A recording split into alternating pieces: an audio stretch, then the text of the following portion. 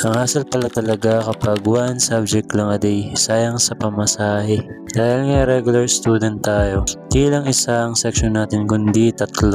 Para nga tayong hybrid half first year, half second year. At ito yung time na imi-meet ko yung another section ko sa second year.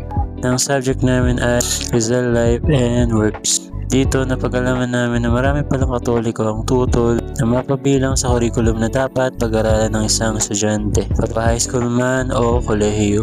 Sa kadahilanan ng mga Katoliko na ayaw nila tumatak sa isip ng tao na sa history ang mga pari ay masasama.